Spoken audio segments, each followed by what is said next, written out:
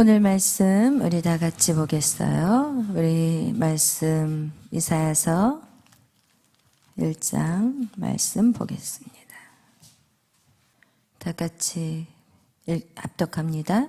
하늘이여 들으라, 땅이여 귀를 기울이라. 여호와께서 말씀하시기를 내가 자식을 양육하였거늘 그들이 나를 거역하였도다. 소는 그 임자를 알고 나귀는 그 주인의 구유를 알건만은 이스라엘은 알지 못하고 나의 백성은 깨닫지 못하는도다 하셨도다.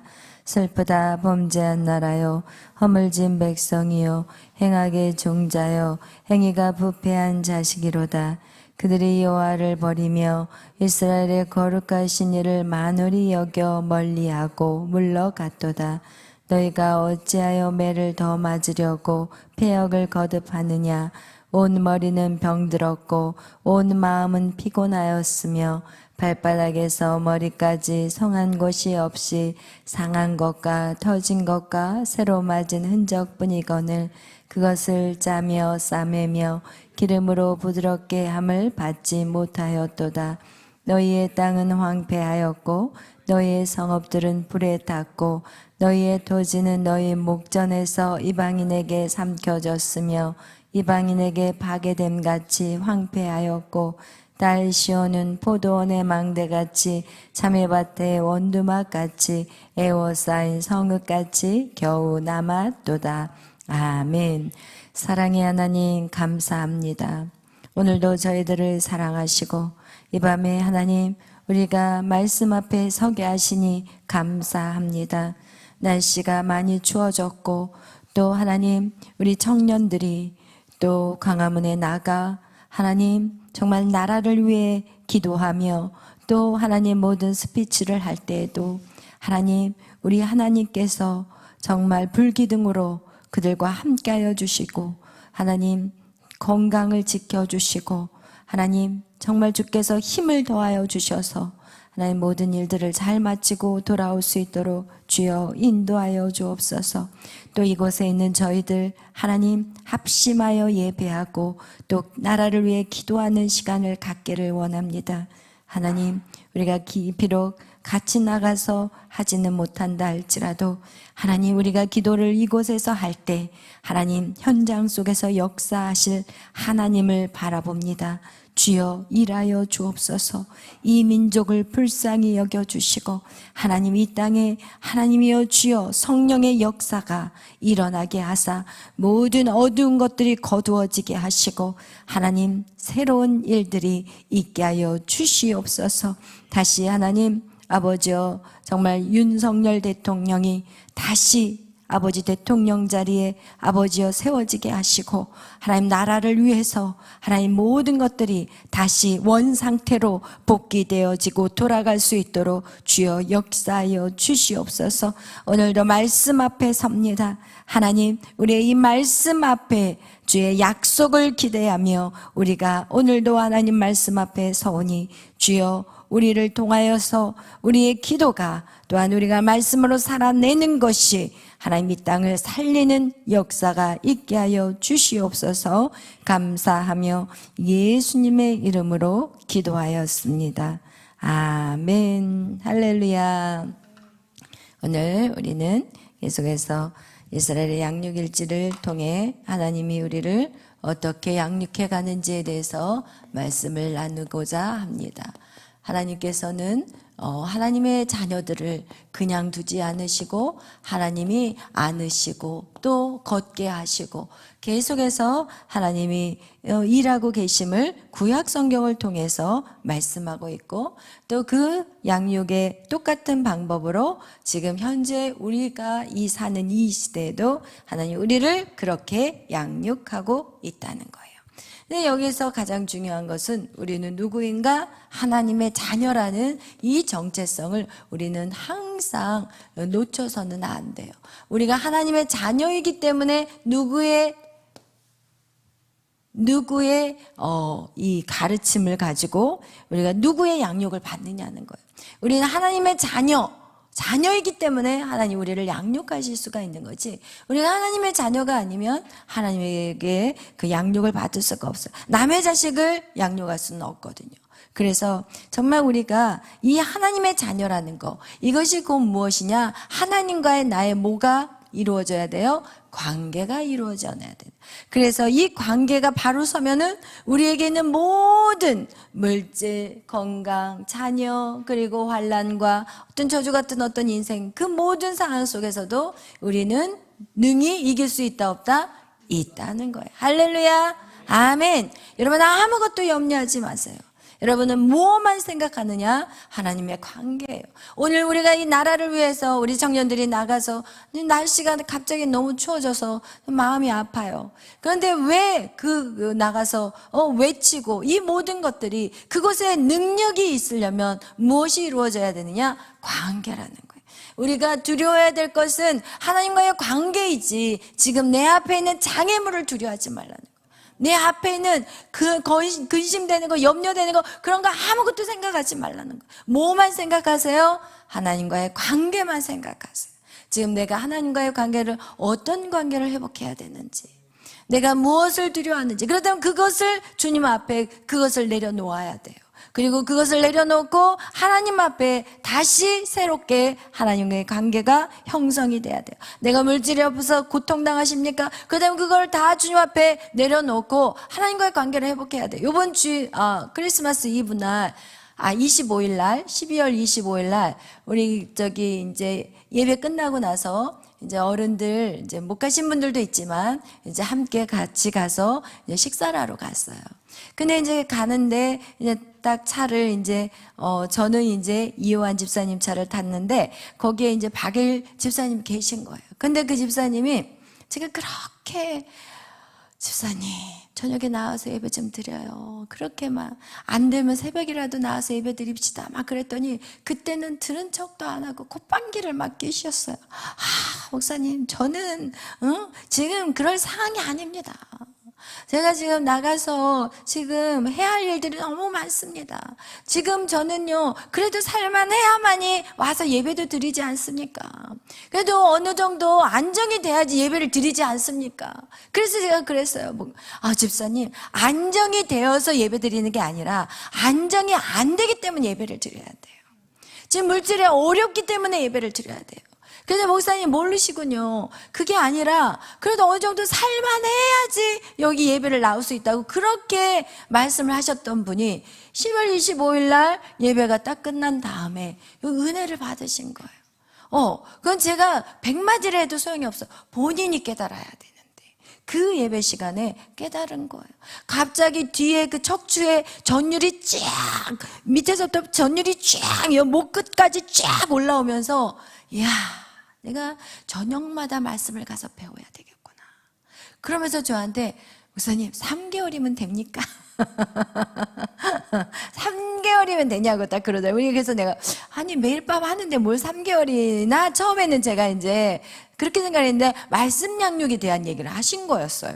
근데 우리가 지금 다음 기수가 이제 시작을 아직 안 한 상태였고, 저도 지금 이제 언제 할까라고 간을 보고 있었던 거예요. 왜냐하면 이제 요셉학교를 하니까 말씀 양육을 하게 되면 아무래도 이제 제가 더 말씀을 전하는 시간들이 많아지게 되고, 그렇게 돼버리면 제가 말씀 준비하려면 좀 바쁘겠다 이제 나름 생각하면서 지금 머릿속으로 계산만 하고 있고, 언제 해야 되나 막 이러면서 살필 뒤로 미루고 있었는데, 우리 박일 집사님이 딱 석 달만 하면 됩니까? 막 이러니까 제가 정신이 번쩍 나가지고, 그렇구나. 말씀 양육을 얘기하시구나. 그래서 제가 1월 달부터 1월 이제 이사 오시고 나면 석회역 쪽 근처로 또 이사를 오신 거예요.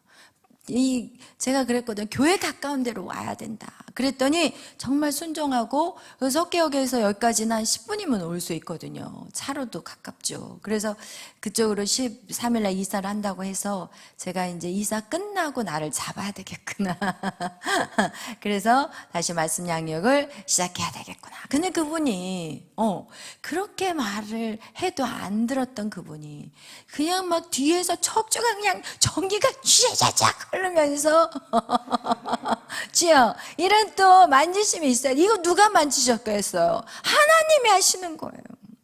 여러분, 제가 이곳에서 양육을 한다고 해도 여러분, 하나님이 손대지 않으면 제가 백날 얘기해봤자 그게 먹힐 것 같아요? 절대 안 먹혀요. 그러나 하나님이 진짜 우리를 양육하셨고 지금까지 인도하셨고 지금까지 계속해서 하나님이 만져가신다는 거, 여러분 정말 감사하기를 바라요. 그 놀라우신 하나님이 우리같이 미천한 우리를 정말 시마다 때마다 초마다 하나님이 다 만져 가신다는 거, 여러분 그것을 잊지 않기를 바라요. 왜? 나는 누구이기 때문에? 하나님의 자녀이기 때문에. 여러분 안에 하나님의 자녀라는 그 정체성을 꽉 붙잡고 가시기를 예수의 이름으로 축원합니다. 여러분, 이렇게 이 하나님과의 관계만 바로 선다면 이제는요 우리는 걱정할 필요가 없어요. 여러분, 그래서 우리가 항상 얘기했잖아요. 숫자적으로 이스라엘이 10명이라면 여러분 이 바벨론이라든지 애굽이라든지 하나님이 붙였던 그 초강대국은요 뭐예요? 만이라는 거예요. 만. 이거와 같이 여러분 절대 이 전쟁은요 우리가 이길 수 없어요. 여러분이 지금 고민하는 그 전쟁 여러분이 못 이긴다니까요. 고민하지 마시라니까요. 고민하면요 절망이 가고 앞으로 전진이 안 되고 어떻게 축 늘어져 버려요. 건강 고민하면 절대 안 돼요. 그것은 내가 사느냐 죽느냐 주님의 손에 있는 거예요. 제가요 이렇게 지금까지 살아오면서 느낀 게 뭐냐면, 건강하신 분들이 빨리 가. 골골 80 들어보셨죠? 저희 엄마 맨날 골골골골. 그래서 우리는 항상 두려웠어요. 우리 엄마가 더 빨리 돌아가실 것 같았거든요. 근데 저희 아버지 진짜 건강했는데 65세 그냥 한 석 달 만에 그냥 딱 돌아가셔 버리시더라고요. 건강하신 분. 여러분 절대 여러분 아프고 지금 몸이 약하고 그런 것에 집중하지 않으셔야 돼요. 왜냐면 그걸 집중하게 하는 건 누구냐? 사단 마귀예요. 여러분 지금 물질 없으니까 집중하지 마세요. 물질에 집중하지 마세요. 그냥 하나님 알아서 해주세요. 물질 신경 안 써야 돼. 그래야지 그걸 뛰어넘을 수가 있는 거예요. 그걸 집중하면 절대 못 뛰어넘어요. 여러분 안에 있는 모든 거 다 똑같아요. 가족도 마찬가지고 여러분에게 오는 모든 환난과 어려움들 거기에 집중하지 마세요. 가정의 어려움들, 내 부모가 아직 예수를 안 믿고 내 형제가 예수 안 믿는 게 집중하지 마시라니까요. 여러분이 쓰면 놀라운 역사가 일어나요. 여러분이 서면. 우리 유빈 간사가 항상 간증하잖아요. 여기서 예배 드린 것밖에 없어요. 근데 엄마 아빠가 같은 차를 타고 크리스마스 때 오셔가지고 아니 두 분이 같이 차를 타고 올지 누가 알았어. 갖다 붙이려고 애를 썼으면 더 떨어졌을 거야. 이해하시죠? 그거와 같이 정말 놀라운 거예요. 여러분 한 사람만 하나님 관계 안에 서버리면 하나님은요 여러분의 마음을 알아요. 내 자식이 뭐 때문에 아파한 걸 알아요. 그래서 하나님은 그 일들을 이루어 줘버려요. 여러분, 그런데 내 자식이 지금 하나님을 모르고 있으면 거기에다 무엇을 더 부어줄 수가 없어. 왜냐하면 그것 때문에 세상으로 더 나가버리기 때문에. 지금 여러분에게 힘든 것들이 있으니까 하나님 앞에 딱 붙여버리기 위해서 여러분의 그 힘든 시간들을 허락하셨다는 거예요. 그래서 여러분이 하나님의 자녀면, 하나님 관계 안에 있다면 하나님이 뭐예요? 여러분의 뒤에서 버티고 있어요. 딱 버티고 있어요. 뒤에 버티고 계셔요. 누가 내 자식 손만 대면 내가 가만히 안 둘 거야. 이런 부모가 다 그렇잖아요. 그러니까 막 자식 싸움이 부모 싸움 돼버리잖아요. 응? 자식이 싸우고 있는데 나가봤더니 엄마들끼리 머리끄댕이 잡고 싸우고 있어. 이런 일들이 일어나요. 왜? 자기 자식이 다칠까봐. 하나님이 졸지도 않고 주무시지도 않고 여러분을 지키고 있다니까요. 그런데 하나님을 모르면 어떻게 생각하냐면, 이야, 하나님이 나 죄 짓나 안 짓나 늘 쳐다보시는 하나님, 부담스러운 하나님, 이렇게 돼버려요. 그러나 여러분이 진짜 하나님 관계에 들어가잖아요. 왜 하나님이 졸지 않겠어요? 왜 주무시지 않겠어요? 왜 눈동자같이 여러분을 보고 계시겠어요? 하나님 절대로 여러분이 죄를 짓나 안 짓나 그거 보려고 여러분 졸지 않으시는 게 아니라니까요. 자녀들이요 걷기 시작하면요 부모들은 엄청 눈이 막 돌아가야 돼요. 왜냐면 애들이 순식간에 사고가 나버려요. 순식간에 팍 튀어나가지고 그냥 주차장에서 막 차에 치여버린다니까요. 애들이 순식간에. 그러니까 막 움직이기 시작할 때는 부모들이 막 애들을 그냥 그냥 1분 1초도 눈을 떼어서는 안 돼요. 저는 하나님이 우리를 바라보는 시선이, 저는 그런 시선이라고 생각해요. 1분 1초도 하나님의 눈에서 우리를 떼지 않는 것이 있다면 우리를 지키시고 보호하시고 우리와 함께하고 계시기 때문, 그렇게 함께하고 싶기 때문이라는 거예요. 우리는 너무나도 많이 하나님을 오해해요. 하나님을 너무 많이 왜곡돼 버리게 돼버렸어요. 그리고 하나님이 늘 우리를 죄 지으면은 늘 벌하려고 준비하고 계신 하나님으로 생각하고 있어요. 절대 아니라는 거예요. 제가 우리 양준호 목사님이 그런 설교를 한 적이 있어요. 아프리카에서는 남자 아이들이 성인식이 있으면 어떻게 하냐면 그 아이가 이제 밤중에 어디다가 숲속에다 그 아이를 밖에다 내놓는대요. 숲속에다가. 그러면 이제 거기에는 숲속에 한밤 되면 뭐가 드글드글하죠? 야수들이, 짐승들, 무서운 그 포악한 짐승들이 그 아이를 공격해 올 거 아니에요. 그런데 중요한 건 그렇게 아이를 거기다 숲속에다 놔두고는 뒤에서 아버지가 뭐 하고 있어요? 날카로운 화살을 향해 그 쥐를 겨누고 있다는 거예요. 그거 뭐예요? 뒤에서 버티고 있는 거예요. 이 아이가 다치지 못하도록. 그래서 그 아이가 그 밤중에 홀로, 뒤에 아빠가 있다는 걸 알아요? 몰라요? 몰라요. 그 얘기는 무엇이냐? 우리도 마찬가지인 거예요. 우리가 이 세상을 살아가는데 이 저주 같은 세상, 이미 선악과 사건으로 해서 이 땅은 완전히 황폐해져 버렸고, 그리고 일을 막 땀 흘려 일을 해야 되고, 또 악한 사단이 모든 사람들에게 질병을 주고 서로 시기하고 미워하고, 그리고 살인하고, 이런 모든 악한 행위들을 이 사단이 그 땅에서 지금 이런 일들을 벌리고 있을 때 하나님이 어떻게 하느냐? 지금 뒤에서 지키고 있는 거야. 자기 자식들이 다치지 않을까. 근데 우리는 두려운 거예요. 우리가 봤을 때는 너무 세상이 무섭고 그 환경이 나에게 지금 너무나도 힘든 시간인데 하나님 뒤에서 버티고 그것을 하나님이 다 해결해 주시려고 버티고 계시는데 우리는 그 하나님이 안 보이는 거예요. 그러나 여러분 기억하세요. 하나님이 1초도 졸지 않으신다는 거. 여러분을 지키시고 보호하시는데 여러분이 무엇을 생각해야 되냐? 하나님이 나와 함께 계신다는 거. 이것에 여러분이 하나님과 관계 안에 집중되어지시기를 예수의 이름으로 축원합니다. 그래서 선악과 사건으로 우리가 아버지의 관계가 무슨 관계가 되어버렸어요? 고아의 관계가 되어버렸어요. 선악과 사건은요, 우리에게 고아의 관계. 그래서 하나님은 우리의 관계 안에 하나님 아버지, 그죠? 하나님 아버지와 자녀, 아버지와 자녀의 관계를 어떻게 해주셨어요? 회복하는 시간을 가졌어요. 여러분, 우리가 성경에 보면은 너희는 고아와 과부를 돌보라. 이것이 보이는 고아와 과부도 있지만 영적인 고아와 과부도 말하고 있는 거예요. 여러분이 전도하지 않으면 이들은 영원한 고아가 되는 거예요. 영적인 아버지를 만날 수가 없어요. 여러분, 우리가 그들에게 복음을 전하지 않으면 영원한 과부가 되는 거예요. 예수 그리스도의 신랑이신 그 예수님의 그 신부의 그 일들이 불가능하게 되는 거예요. 영원히 과부로 살게 되는 거예요.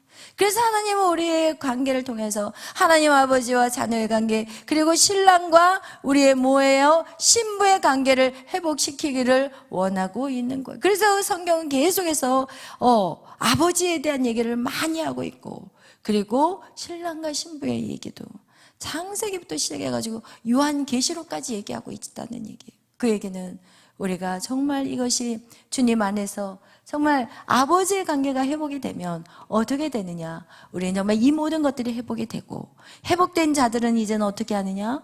다른 사람들에게 고아와 과부를 돌보는 자들이 돼야 돼요. 육신적인 고아와 과부도 돌봐야 되지만 여러분 더 깊이 들어가면은 이건 영적인 고아와 과부, 그들에게 반드시 여러분의 구원에 놀라운 그런 손길이 되어줘야 되는 거예요. 할렐루야. 아멘.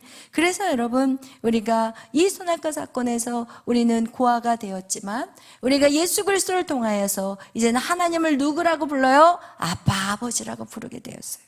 우리가 다시 이제는 하나님을 부를 때 이제는 아버지라고 부르게 되었어요. 그런데 놀라운 사실은 뭐냐? 우리가 아버지라고 부를 때 사단이 우리를 도와주기 시작해요. 우리가 아버지라고 부르지 않으면 우리는 아버지 부르면 누가 달려와요? 사단이 달려와요. 그렇기 때문에 우리는 아버지라는 것들이 불리워져야 되는 거예요. 아버지 부를 때 이 예수를 믿기 전에는 사단이 막 그래 나야 하고 달라들지만 이제는 내가 아버지라고 부를 때 이제는 하나님 아버지가 움직일 수 있다는 거예요. 그래서 하나님은 우리의 아버지가 되는데, 여러분 우리가 지난 주일날 여러분하고 말씀을 나눌 때 이 하나님의 자녀가 됐을 때는 우리가 이제는 하나님의 아버지라고 부를 수 있을 뿐만 아니라 어떤 일들이 이루어지냐면 아버지라고 부르지만 또 자녀로서의 뭐가 있다고 얘기했어요? 의무가 있다고 그랬어요. 여러분 아버지라고 부르면서 말도 하나도 안 듣고 그냥 아버지가 뭐라 그러면은 뒤에서 그냥 비웃고 앉아있고 아버지가 싫다고 그냥 어때요? 내가 아버지 오셨어요 인사하기도 싫고 아버지가 내 머리 위에 있는 게 싫은 거예요. 아버지 섬기기 싫은 거예요. 그러니까 둘째 아들과 같이 그냥 아버지를 떠나버리잖아요. 그리고 자기가 아버지가 되려고 자기가 가서 머리가 되려고 했지만 결국 인간은요 이후에 하나님이 없으면 그거는 인간이라고 말할 수가 없다니까요. 우리는 반드시 하나님을 경외해야 돼요. 그것이 인간의 뭐라고 했다고요? 본분. 인간의 본분은 하나님을 경외하는 거예요. 그럼 하나님을 경외한다는 것은 분명히 얘기했어요. 뭐예요? 하나님 말씀을 듣는 게 경외하는 거예요. 하나님 말씀에 순종할 때 우리는 그것을 경외한다고 얘기해요. 부모가 자식을 키우는데 부모가 말을 해도 말도 안 들어.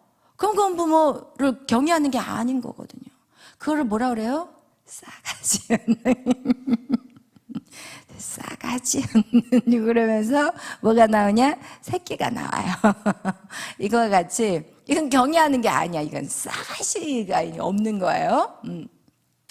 그냥 하나님의 말씀에 순종하는 사람은, 부모의 말씀에 순종하고 경외하는 사람은 얼마나 부모가 그냥 막 다 해주고 싶어. 그냥 없어도 그냥 다 해주고 싶고, 그냥 뭐 필요한 거 없을까? 막 말하기도 전에 뭐가 필요한지를 다 알아. 부모는 보면은 그러니까 말하기도 전에 막 뭘 해주고 싶어. 말 안 들어도 막 사주고 싶은데 말이야. 말 잘 들으면 얼마나 더 주고 싶겠냐고요. 그거와 같이 하나님을 경외한다는 것은 여러분 자녀의 본분이 있다는 거예요. 그게 뭐라 그랬어요? 바로 하나님을 섬기는 거예요. 이 경외한다는 것이 하나님 말씀에 순종하는 것이 섬기는 거예요. 부모를 섬긴다는 게 뭐예요? 부모의 말을 순종하는 게 섬기는 거예요. 그래서 이 섬김에 있어서 우리가 지난번에 얘기를 했던 것 같이, 그러나 이 섬김에 대해서 우리가 이제 오늘은 이제 다른 걸로 한번 섬기는 것에서 우리가 세 가지가 있다고 얘기했어요. 첫 번째는 주일 성수, 두 번째는 11조, 세 번째는 목사님 말에 순종. 그런데 여기에서 오늘 우리가 이제 주일 성소는 결국 무엇을 얘기하느냐? 예배에 대한 것을 얘기하고 있어요. 그죠? 우리가 주일 성소, 그럼 우리가 하나님 앞에 예배하는 거예요. 그럼 예배의 섬김이 있다는 거예요. 예배의 섬김. 어떻게 섬길 것인가? 예배의 섬김에서 우리가 예배를 드릴 때 우리는 네 가지로 예배의 섬김을 말할 수 있어요. 첫째는 뭐예요? 찬송이에요. 두 번째는 기도가 있죠. 세 번째는 뭐가 있어요? 말씀이 있어요. 그리고 네 번째는 헌금이 있어요. 이렇게. 그죠? 그래서 우리가 정말 예배로 섬길 때 예배를 제대로 드리는다는 것은 우리가 이 네 가지가 정말 제대로 하나님 앞에 올려져야 된다는 것을 말씀하고 싶어요. 우리가 찬송을 부를 때, 저는 그래요. 이렇게 찬송을 부를 때 어떤 느낌을 갖냐면, 우리가 이제 간사님들이 이제 안 그러시는 분들도 있지만 앞에 나와서 찬송할 때와 저기 가서 앉아서 찬송할 때하고 모습이 완전 달라요. 예를 들어 이제 여기서 찬송을 할 때는 이제 모든 사람들을 이끌고 찬양을 해야 되기 때문에 먼저 여기로 올라오기 전에 마음으로 벌써 기도를 해요. 찬송 인도하는 자들이 그냥 올라오지 않아요. 이 앞에 올라올 때는. 여기 설 때도 사실은 그런 마음으로 서야 되는데, 그래서 기도하고 올라와서 찬양할 때는 하나님을 생각하고 그것이 내 마음의 전심으로 드려지는 고백으로 찬양을 하게 돼요. 왜냐하면 그렇지 않으면 왠지 앞에 나와서 찬양할 때 이것이 제대로 이 예배를 이끌어가지 못할 것 같고, 그리고 하나님 앞에 죄송스러운 것 같고, 하여튼 그런 마음들이 있어요. 그래서 더 기도하고 준비된 마음으로 이 자리를 딱 서서 찬양을 할 때는요, 온 힘과 정성과 뜻을 다해, 어떻게 보면 목숨을 다해 목소리를 외치면서 찬양을 해요. 그런데 이렇게 앉아서 이제 자기 찬송 순서가 아니고 다른 사람이 와서 찬송 리더를 할 때는, 거기 앉아 있을 때는 찬양을 하는데 이렇게 딱 보면은 진짜 집중하면서 하는 분들도 있지만 대부분의 사람들이 그런 정성을 다해서 부르지를 않더라고요. 그러니까 여기에서 부른 거와 거기 의자에 앉아서 부를 때와는 다른 것을 제가 느끼겠더라고요. 그런데 제가 무엇을 말하고 싶겠어요? 동일한 마음으로 우리가 이 자리에 앉든 이 자리에 서 있든 아니면 저기에 앉아 있든, 내가 이 드려지는 이 찬양이 하나님이 얼마나 기뻐하고, 이 찬양을 지금 향기로운, 예배는 향기로운 제사래요. 그래서 구약시대에 그 각을 떠가지고 이것을 태워 올릴 때 그 연기가 올라가는 것, 이거를 하나님은 너무 좋아, 이렇게 이걸 흠양을 한다고 그러거든요. 여러분이 그 찬송을 하나님이 지금 너무 기뻐하는데, 어떤 사람은 찬양을 부르면서 이 혼이 떠나 있어. 지금 혼이 어디에 떠나 있냐면 오늘 무슨 일이 있었고, 무슨 집에 가서 오늘 뭐를 해야 되겠구나, 그리고 내가 오늘 뭘 못했는데, 오늘 사람을 만났는데 이게 좀 힘들었는데, 이러면서 우리는 이 찬양을 하면서 머리에는요 여러 가지 생각을 할 수 있어요, 없어요? 있어요.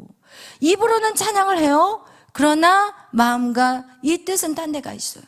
여러분, 이런 것들, 이것은 하나님이 받는 섬김의 찬양이 될까요? 아니라는 거예요. 그래서 우리가 이 찬양에 대해서도 여러분하고 좀 나누고 싶었던 거예요. 하나님, 내가 이 찬송을 부를 때 하나님, 내가 전심으로 주님을 찬양합니다. 이 고백의 구구절절이, 이 찬송의 가사, 그 구구절절이 바로 저의 고백입니다. 살아계신 하나님, 그 살아계신 하나님 전 믿습니다. 여러분, 이게 이 안에서 그냥 이 기도가 곡으로 바뀌어진 게 바로 찬송이거든요. 그러니까 여러분 안에 찬송을 부를 때 그냥 아무 생각 없이 그냥 딴 데 생각하면서 그냥 목소리만 그냥 대충 그냥 부르고, 그냥 이런 것은 하나님의 이 섬김, 이 예배의 섬김에 제대로 된 섬김이 아니라는 것을 여러분에게 말씀드리는 것입니다. 그래서 여러분, 비록 이 자리든 그 자리든 어떤 자리든 여러분이 정말 그런 간절한 사모함으로, 정말 너무 감사함으로 그 구원의 감격을 가지고 여러분이 찬양하는 자가 되시기를 예수의 이름으로 축원합니다. 아멘. 또한 기도도 마찬가지예요. 기도도 우리가 통성기도할 때가 있어요. 그러면 이 통성기도할 때 저도 이제 기도를 해보지만 새벽에 진짜 기도가 안 될 때가 있어요. 그런데 신기하게 기도 안 될 때 죽기 살기로 하잖아요. 그날 진짜 돌파가 일어나고, 그날 너무 막 기도줄이 막 잡히기 시작하고 너무 행복하더라고요. 그래서 여러분이 미리 기도 된다 안 된다 결정하지 않기를 바라요.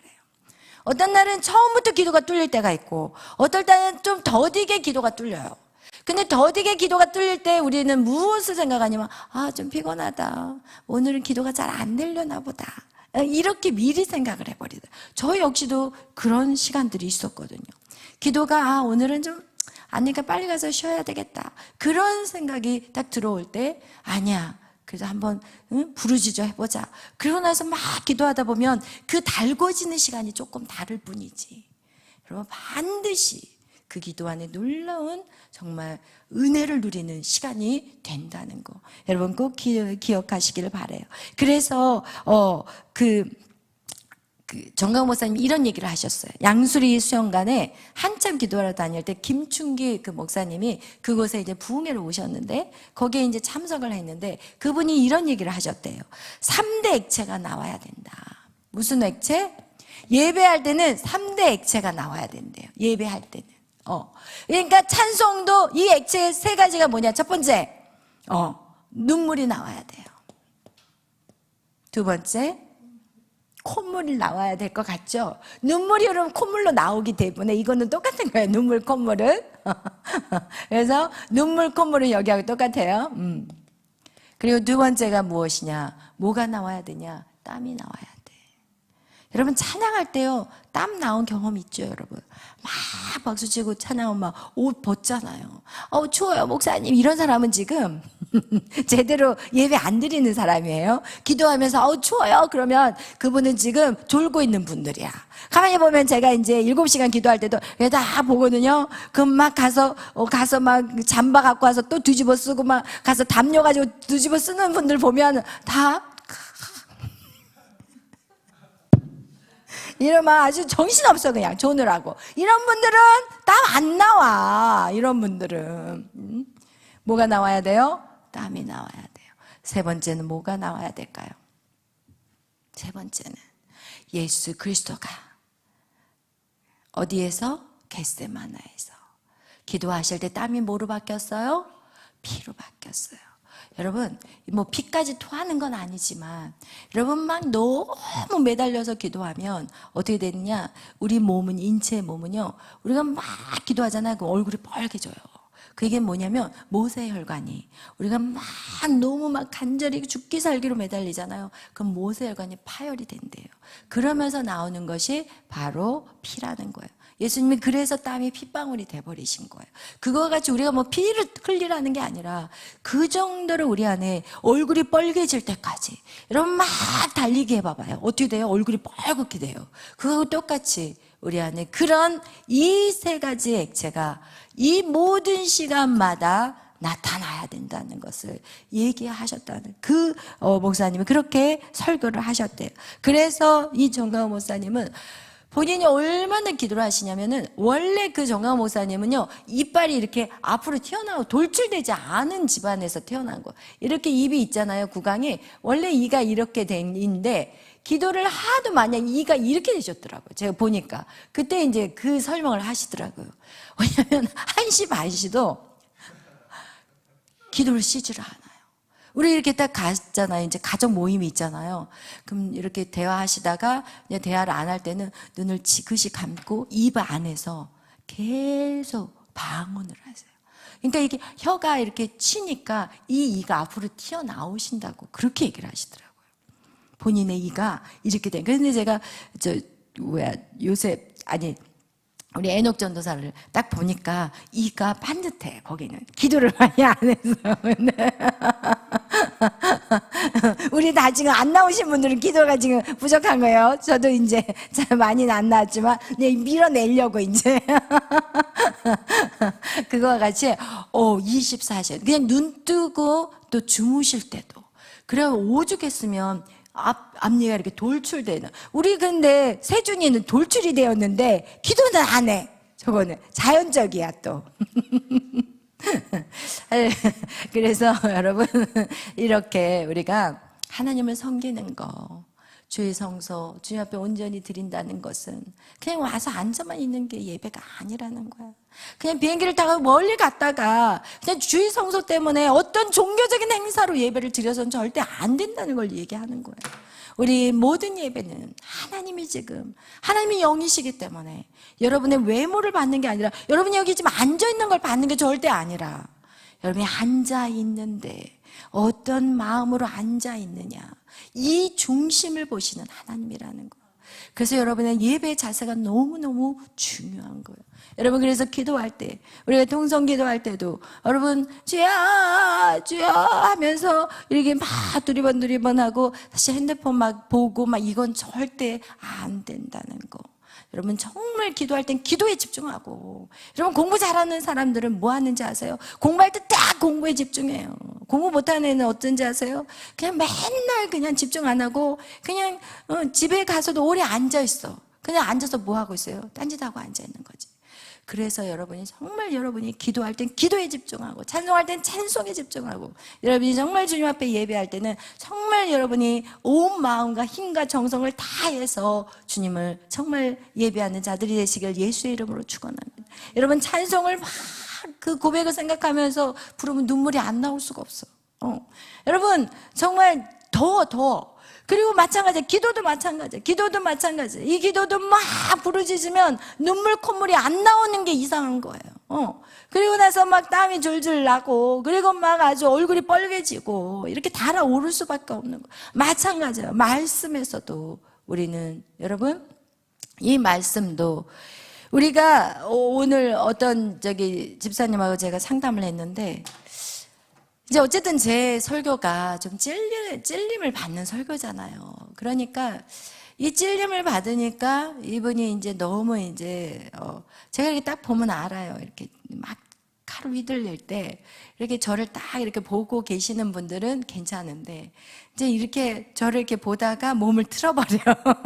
그러면 제가 지금 받아들이기가 힘들구나, 그걸 이제 캐치를 하는 거예요. 이렇게. 그리고 얼굴이 어둡고 고개를 숙여요. 그러면 이제 제가 그럴 때는 이제 목양실로 이제 같이 들어가야 되는 거예요. 왜냐면 그렇게 해야만이 그분을 다시 회복을 시켜야 되니까. 왜냐면 칼을 휘둘렀으면 그 휘두른 다음에 반창고를 붙여줘야지, 그 휘두른 상태에서 그냥 가버리면 안 되잖아요. 그래서 다시 마음을 만져주고, 그리고 나서 그것이, 그래서 제가 어떻게 너무 먼저 교회는 전혀 그런 게 없었는데 많이 힘드냐고 그랬더니, 그래도 그게 자기는 살 길이라는 걸 안다는 거예요. 그동안은 너무 좋은 설교, 우쭈쭈하는, 예쁘고 막 이렇게 쓰다듬어주는 설교만 들었을 때는 18년을 자기가 교회를 다녔지만 하나도 바뀐 게 없대요. 여전히 우울하고 힘들었대요. 그러나 여기에서는 막 칼로 휘둘리지만, 그 당시 너무 아프지만 문 밖을 나가면서 다시 힘이 생긴다라는 얘기를 하시더라고요. 그거와 같이 여러분 이 말씀 역시도 여러분 우리 안에 찔림이 와야 되는 거예요. 그것이 어떻게 보면은, 이 찔림이라는 것은 이것을 우리 안에 찔림이 왔을 때 두 가지 현상이 나타난다고 그랬어요. 한 가지는 뭐냐? 스데반이 말씀으로 찔렀을 때 사람들이 그를 돌로 쳐 죽여버렸어요. 그리고 베드로가 말씀을 외쳤을 때 사람들이 찔렸다고 얘기해요. 똑같은 찔림이 있어요. 그러나 베드로가 외쳤을 때는 3,000명, 5,000명이 돌아와요. 그들이 베드로, 우리가 어떻게 할까? 우리가 죽인 예수가 메시아라고 하는데 우리가 어떻게 해야 됩니까? 이 죄를 어떻게 해야 됩니까? 이러면서 회개하는 역사가 일어나요. 그러니까 이 말씀 안에는 반드시 회개의 역사가 이루어져야 되고, 내가 아파야 되는 거야. 말씀 안에서 아프지 않는다는 거는, 이제는 여러분이 두 가지예요. 장성하면 말씀 앞에 안 아파. 그런데 아직 여러분이 말씀이 나를 저 말씀 목사님이 그냥 나를 찔르려고 이렇게 했나 보다 이런 생각을 갖고 있다면 절대로 바뀔 수가 없지만, 여러분이 아멘, 그렇습니다, 하나님 내가 이렇게 부족하고 연약합니다, 하나님 회개합니다, 용서해 주세요, 이러면서 여러분을 바꿔간다면 어느 순간이 되면은 그 말씀을 들어도 찔림은 어느 정도는 찔림들이 있겠지만, 이렇게 한번 살아봐야 되겠구나, 이렇게 내 삶을 이렇게 내가 나가야 되겠구나, 이러면서 자기 길을 보게 되는 거거든요. 그래서 여러분 그것이 계속 찔리는 건 아니에요. 근데 누가 계속 찔릴까요? 행동하지 않는 사람, 움직이지 않는 사람, 지금 믿음으로 살아내지 않는 사람은 계속 칼만 맞는 거야. 그럼 어떻게 해야겠어? 버티기가 힘든 거예요. 그러니까 떠나게 되는 거예요. 우리 교회 왜 떠나겠어요? 그것 때문에 떠나요. 내가 죽든지, 아니면 내가 안 죽으면 있을 수가 없는 거야. 너무 힘드니까, 그 찔림이. 그와 같이 여러분 이 말씀 안에는 반드시 여러분의 찔림이 있든지, 아니면 성장한 사람들에게는 깨달음이 있어야 되는 거예요. 이렇게 살아야 되겠구나 라는 깨달음이, 여러분이 말씀을 딱 이 말씀 안에 여러분이 딱 들어갔는데 그 안에 깨달음이 없이 그냥 저에게는 또 모세 얘기를 딱 하면 나 모세 얘기 알아. 물 위에다 던졌지? 그리고 모세가 이스라엘 백성들을 이끌어가지고 광야 동안 그렇게 다녔던 이스라엘 리더야. 이러면서 거들먹거리고 그럼 목사님 저 그거 다 아는 얘기 하고 계시네. 이러면 될까 안 될까? 절대 안 되는 거야. 하나님, 오늘 모세 얘기가 나왔는데 내가 모세에 대한 얘기를 그동안 알았던 것, 그거 외의 것들, 내가 모르는 것들을 하나님 아는 시간이 되게 해주세요. 이런 기도가 나가줘야 되는 거예요. 그래서 오래 신앙생활을 한 사람들은 어떻게 돼버리냐? 앉아서 설교를 평가하고 앉아있고, 나는 너보다 더 잘해, 이러면서 앉아있는 장로님들, 권사님들이 많대요, 큰 교회는. 그러나 거기는 왜 그랬을까요? 안 찌르기 때문에, 막 칭찬하기 때문에 잘합니다 막 일어나서 박수 쳐주세요 막 이래버리니까 완전 교만한 사람들로 만들어버리기 때문에 그렇죠. 근데 우리 교회는 감사한 게 어쨌든 하나님이 날마다 말씀으로 우리를 치시고, 그리고 정말 그곳에서 한 알의 밀알이 죽어서 열매를 맺는 그런 놀라운 축복이 우리 가운데 있게 되는 것입니다. 아멘. 여러분, 또한 설교에도 우리 헌금에도 마찬가지. 여러분, 이 헌금에 대한 설교 중에서 가장 우리가 정말 땀과 어떻게 보면은 눈물과 땀과 피를 쏟았던 사람이 있다고 저는 생각해요. 그게 누구냐? 향유 옥합. 마리아의 향유 옥합이 저는 바로 눈물과 땀이요 피라고 생각해요. 그 여인은 몸을 파는 여인이었거든요.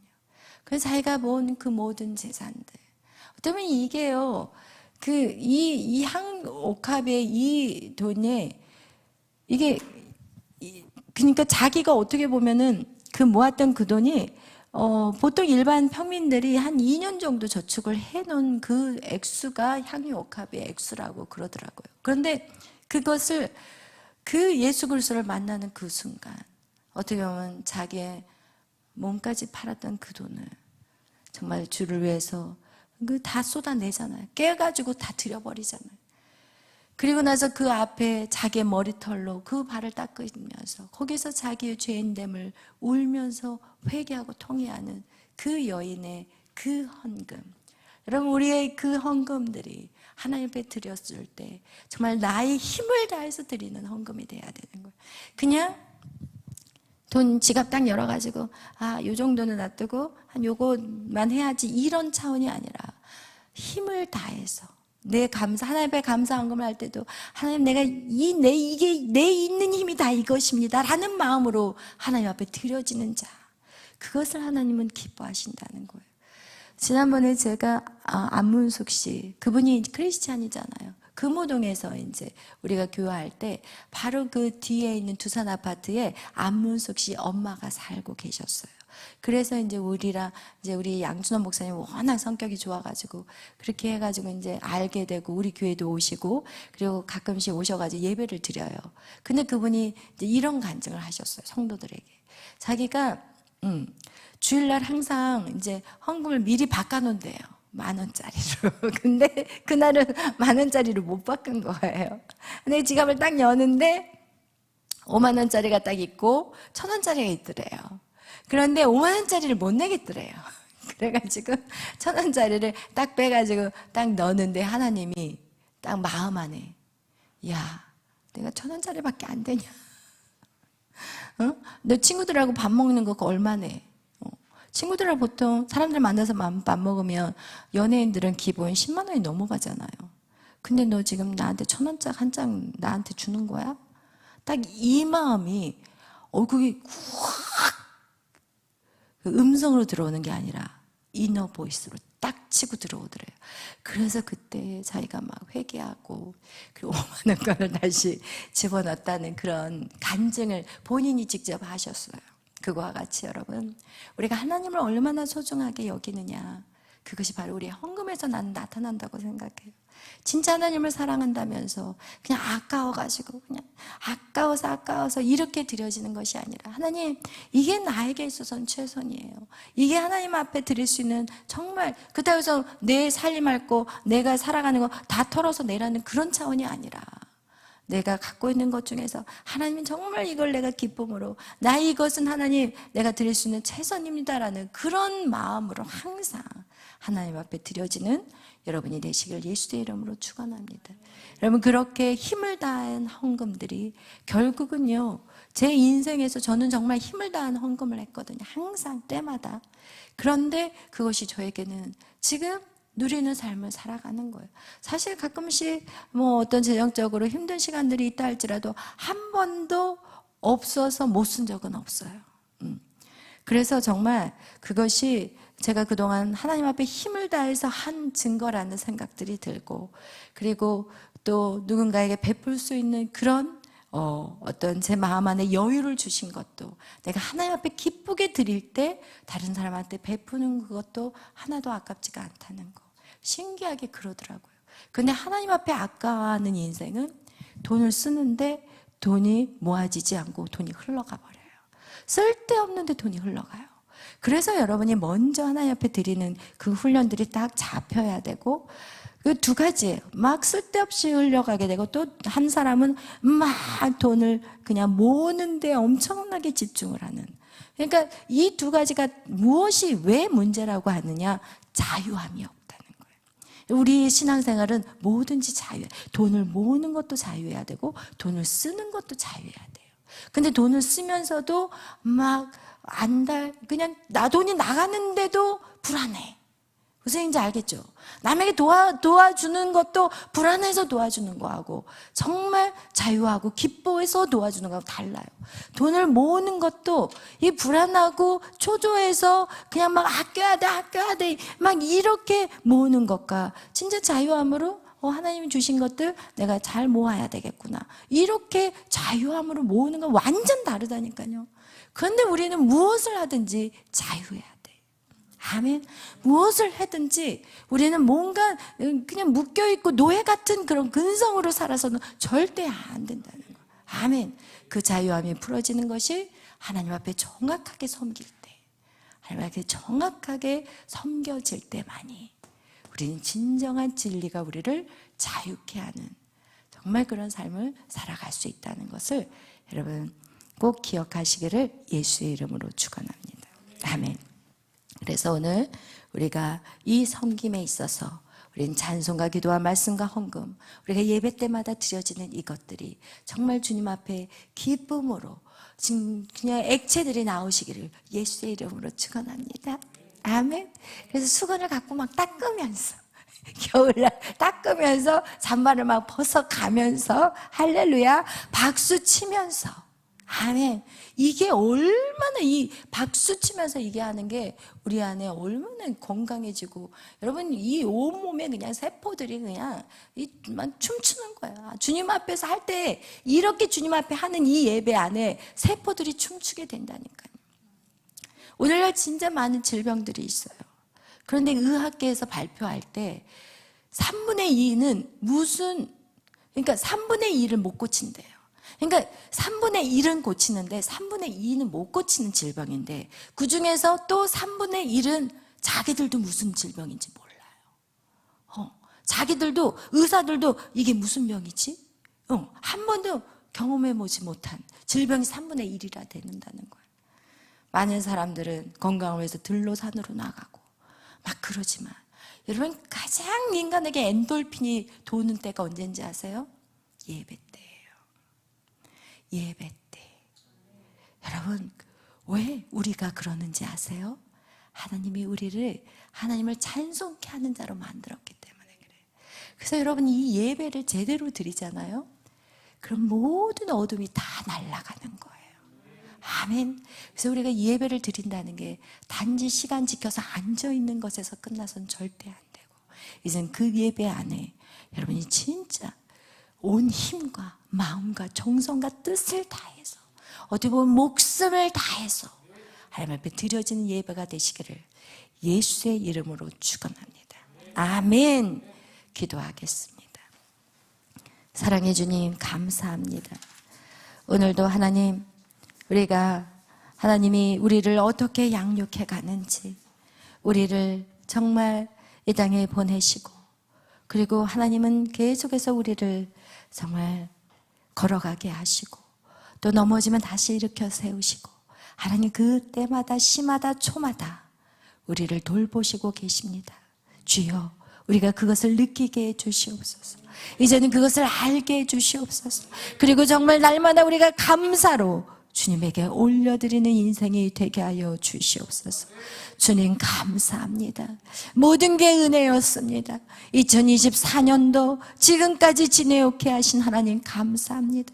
많은 사건과 하나님 많은 사고들이 있었지만 내 안에 자유가 풀어지게 해주시니 감사합니다. 이제는 모든 환경 속에서 묶이는 자들이 되지 않게 하시고 하나님 날마다 더 자유함으로 주님 살아가는 우리가 되게 하여 주옵소서. 진리가 너희를 자유케 하리라. 하나님 이 자유가 100% 풀어지게 하여 주시옵소서. 감사하며 예수님 이름으로 기도하였습니다. 아멘. 하늘에 계신 우리 아버지, 이름이 거룩히 여김을 받으시오며 나라의 마옵시며 뜻이 하늘에서 이루어진 것 같이 땅에서도 이루어지이다. 오늘날 우리에게 이루할 양식을 주옵시고 우리가 우리에게 죄 진 자를 사하여 준 것 같이 우리의 죄를 사하여 주옵시고 우리를 시험에 들게 하지 마옵시며 다만 악에서 구하옵소서. 대개 나라와 권세와 영광이 아버지께 영원히 있사옵나이다. 아멘. 우리 162 나의 가는 길. 나의 가는 길 주님 인도하시네. 그는 보이지 않아도 날 위해 일하시네. 주 나의 인도자 항상 함께 하시네.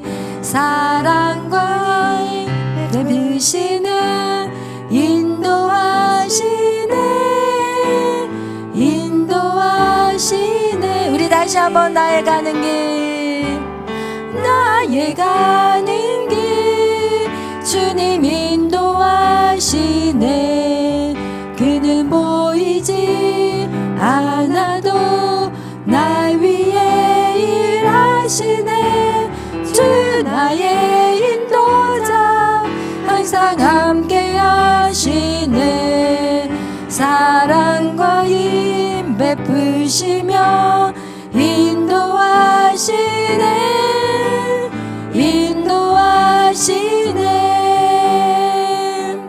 이 시간 우리가 기도하실 때 하나님은 우리의 모든 길을 인도하신다는 것. 여러분, 그분은 여러분이 뱃속에 있을 때부터 여러분이 엄마 품에서 나와서 이 땅에서 걸음마를 시작할 그때도 하나님은 계속 여러분을 인도하셨다는 것입니다. 그리고 지금까지 하나님이 여러분을 인도하심을 여러분 꼭 기억하시기를 바랍니다. 오늘 기도하실 때 하나님 나를 양육해 가신 하나님 감사합니다. 하나님 계속해서 내가 주님을 더 신뢰하며 그 길을 걸어가겠습니다. 그 길이 높은 산이라 할지라도 그 산이 평지가 될 것을 믿습니다. 그것이 아주 깊은 골짜기라 해도 두려워하지 않겠습니다. 왜냐하면 하나님께서 그것을 또한 메꿔주실 것입니다. 하나님 날마다 나의 믿음, 우리의 믿음을 키워주시고 어떠한 환경 속에서도 결코 두려워하지 않는 것은 하나님이 나의 힘이 되심을 믿게 하여 주시옵소서. 오늘도 하나님 우리가 기도할 때 나라와 민족을 위해서 기도합니다. 하나님 이 땅의 이 어둠의 악한 사단의 세력들, 이 어둠의 권세 잡은 자들, 하나님 정말 저들의 모든 악한 행위들이 하나님 온 땅에 다 폭로되게 해주시고 하나님 백성들이 깨달아 알게 하여 주시고 하나님 저들이 나라를 위해서 다시 하나님 움직이는 자들이 되게 하여 주옵소서. 모든 아버지의 악한 주사파 저들이 심어놓은 그 사상들이 하나님 저들의 눈을 뜨게 하시고 하나님 백성들이 일어나게 하여 주옵소서. 하나님 그리하여서 이 땅 아버지 이승만 대통령이 오직 말씀으로 세운 이 나라가 다시금 회복되는 역사가 일어나게 하여 주시옵소서.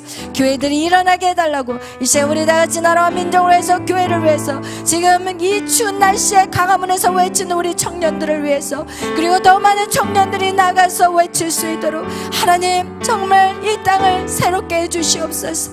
이 시간 우리 다같이 주여 삼창으로 기도하며 나아갑니다. 주여 주여 주여. 할렐루야. 사랑의 하나님 감사합니다. 오늘도 하나님 우리가 아버지 합심하여 기도하며 나갑니다. 이 민족을 구원하여 주시옵소서. 이 땅을 회복시켜 주시옵소서. 이 땅에 하나님 우리의 자녀들이 살아야 되고 우리의 자자 손손들이 살아야 될 땅입니다.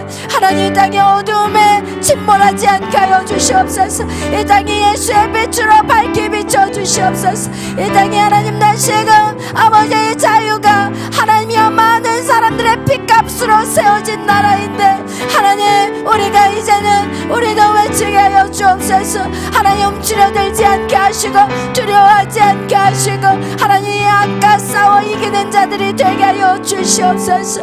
이 일들을 위해서 수고하며 나가는 하나님 우리 정강훈 목사님을 붙잡아 주시옵소서.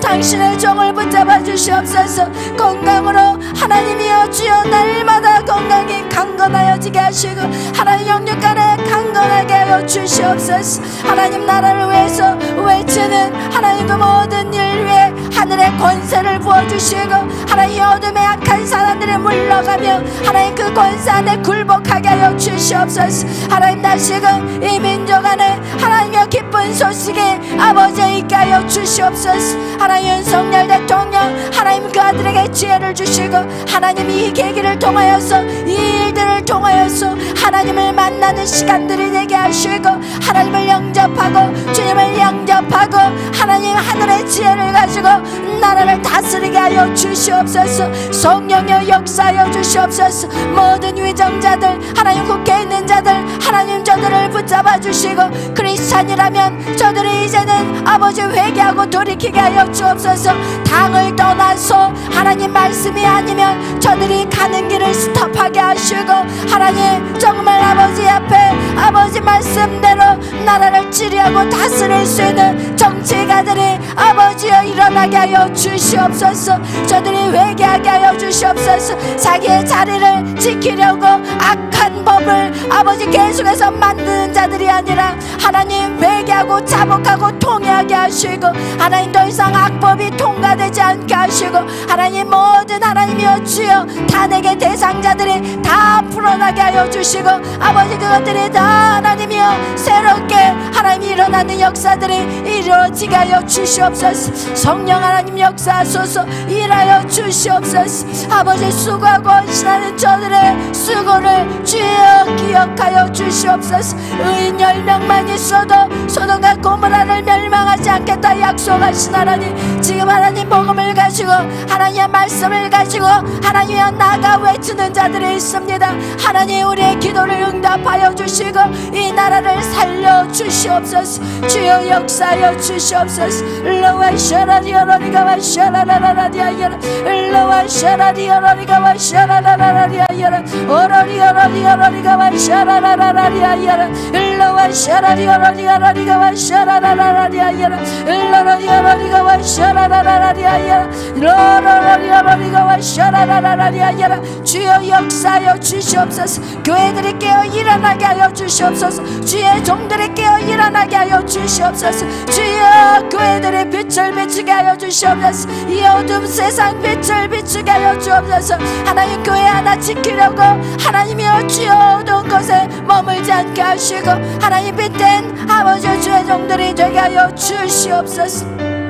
주님 감사합니다. 주님 감사합니다. 역사하여 주시옵소서. 예수님의 이름으로 기도하였습니다.